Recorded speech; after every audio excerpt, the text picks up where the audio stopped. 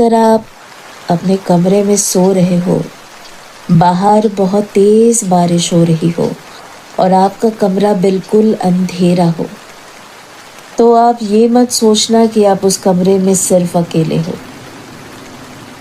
आज ये कहानी आपको यही एहसास करा के जाएगी। रूही घर की सबसे छोटी बेटी और सबकी चहेती थी।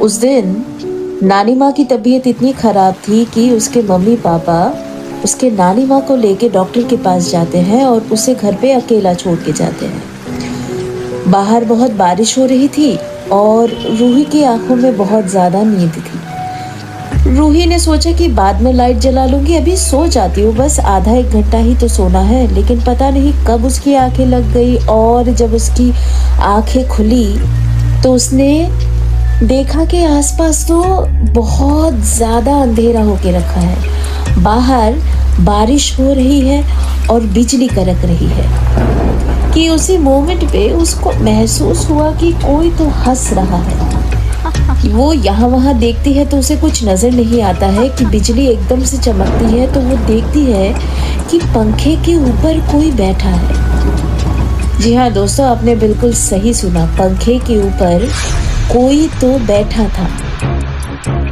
जब दोबारा बिजली चमकती है तो रूही देखती है कि पंखे के ऊपर और कोई नहीं बल्कि उसकी नानी माँ बैठी हुई होती है और उसकी नानी माँ के आंखों के जगह दो बड़े बड़े काले गड्ढे थे। रूही को इतना डर लगता है कि वो चीख के उठ जाती है। फिर वो पाती है कि अरे वो तो सपना देख रही थी।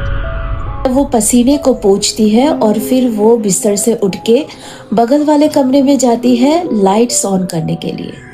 जब वो लाइट ऑन करती है तो उस कमरे के शीशे में वो वापस से अपने नानी माँ को ही देखती है, बिल्कुल पंखे के ऊपर बैठी हुई और रूही को देखती हुई।